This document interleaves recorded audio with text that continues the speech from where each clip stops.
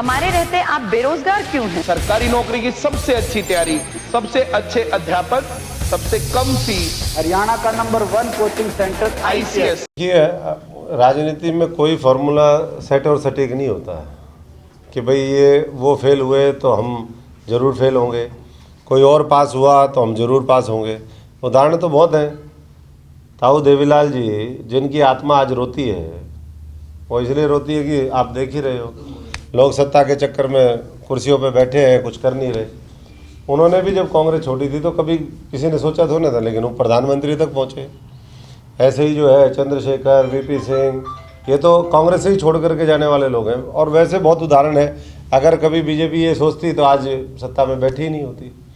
तो ये तो आप किस तरह के मुद्दे लेते हो, कितनी आपकी लोगों को इन्वॉल्व करने की क्षमता है, कितना उनका आपके ऊपर विश्वास जमता है, इन चीज़ों के ऊपर आधारित है। अभी भी ममता बनर्जी कहाँ से गई थी? यहीं से गई थी। शरद पवार यहीं से निकले, जगन यहीं से निकला, चंद्रबाबू नायडू यहीं से निकले, आपका TRS यहीं से निकला।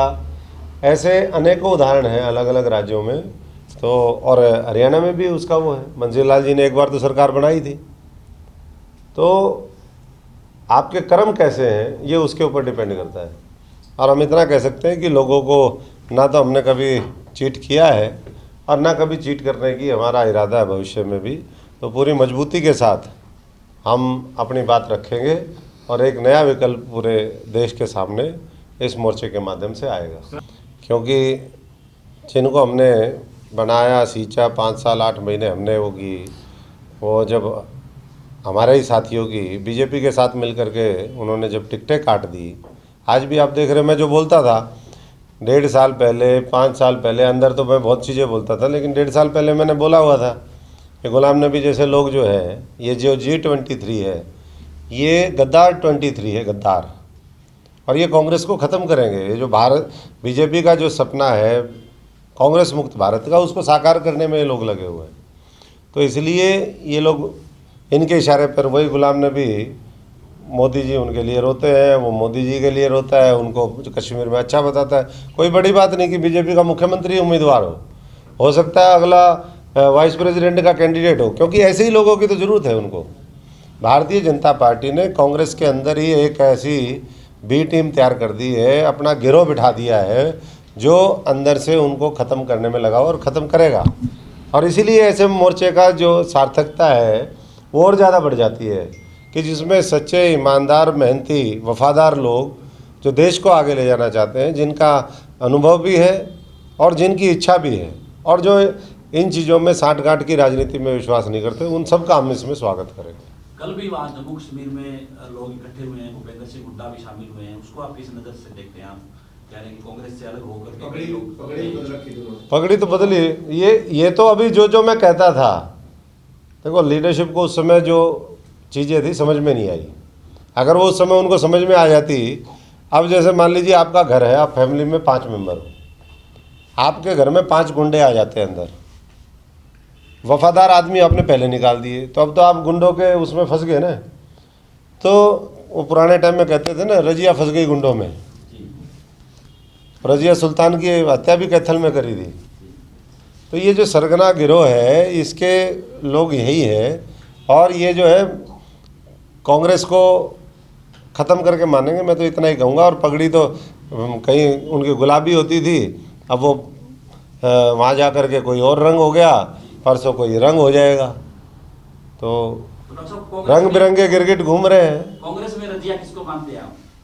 देखो, मैंने तो अब पुरानी कहावत कही है, वो आपको पता होगा, आपको समझ में आएगी। पत्रकार तो ज़्यादा खबर जानते हैं मेरे से, लेकिन अब मामला बहुत ख़तरनाक हो चुका है और हालात ऐसे हैं कि वो बियॉन्ड कंट्रोल है, वो किसी के कंट्रोल में आएंगे नहीं। क्योंकि जब हमारे जैसे लोग वफादार थे घर के अंदर, मैंने इसलिए कहा वफादारों को तो बाहर कर दिया, तो अब बचाएगा कौन अंदर?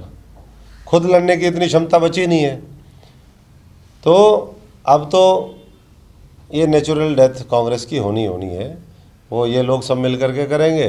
कुछ वैसे लोगों में इतने साल का जो मामला है, एक बहुत बड़ा बैगेज कांग्रेस के साथ। डॉक्टर साहब, भाजपा के मंत्री किसान आंदोलन को विपक्ष की या राजनीतिक पार्टियों का एक षड्यंत्र बता रहे हैं, कल भी बयान। देखिए, षड्यंत्र तो ये लोग करते हैं, लेकिन मिल के कर रहे हैं ये, ठीक है ना। और ये विपक्ष के बस की तो कुछ बात ही नहीं, जनसाधारण उठा हुआ है। अगर विपक्ष बैठी होती तो अभी तक तो उनको जेल में डालते और आंदोलन खत्म हो जाता। विपक्ष कहाँ है? ये है विश्वास प्रस्ताव और ये सब, ये दोनों की मिली भगत है। और जिस दिन जितनी जल्दी ये देश के लोगों को, हरियाणा के लोगों को समझ में आ जाएगा, ये नूरा कुश्ती चलती है केवल और केवल जनता को गुमराह करने के लिए कि देखो हम एक दूसरे के खिलाफ हैं। खिलाफ कुछ नहीं है। अरे खिलाफ होते तो 7 साल हो गए, जेल में ना जाते 50 लोग, क्यों नहीं गए आज तक जेल में लोग? अब लोगों को गुमराह करेंगे, उसके बाद जो है फिर ऐसे ही चलेगा मामला। तो ये सब समझ चुके हैं। ऐसा नहीं कि लोगों को समझ में नहीं आ रहा। जब से ये पिछले 90-95 दिन में लोग बॉर्डर पे बैठे हैं और बारीकी से लोग समझ में आ गए। लोग ये कहते हैं भाई सोनीपत रोहतक पार्लियामेंट से जो उम्मीदवार थे, अगर वो जोर लगाते तो 5-10 लाख लोग होते वहाँ पर। यहाँ से सिरसा के लोगों को जाने की जरूरत क्या थी? पहली बात तो लोगों को ही जाने की जरूरत नहीं थी। वहाँ पर राज्यसभा के अंदर, लोकसभा के अंदर उनको रोकना चाहिए था। राज्यसभा में 7 साल ये जो कानून पास करवाए, वहाँ पर विपक्ष का नेता कौन था? गुलाम नबी आज़ाद। वही तो पास करवाता था। मोदी इसलिए तो रोए, ओहो मेरा अब क्या होगा, ये कानून कौन पास करवाएगा? अभी तक तो ये पास करवाता था, 20 को बाहर भेज देता था, 10 को अंदर बुला लेता था, किसी को कोरोना के बहाने। जितने कानून पास हुए, किसान, मजदूर, गरीब विरोधी, नौजवान के विरोधी, इस देश में पूंजीपतियों के पक्ष में, उनको पास करवाने वाले यही लोग हैं जो अभी जम्मू कश्मीर में इकट्ठे हो रहे हैं।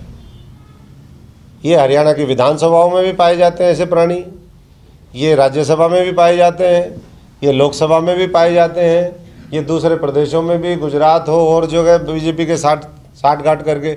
और इसीलिए ये सब कुछ देख रखा है मैंने, इसीलिए मैंने मन बनाया कि इससे मजबूती से लड़ेंगे और देश को इनके साथ जो है मजबूती से खड़ा कर करके हम चुनौती को फेस करेंगे।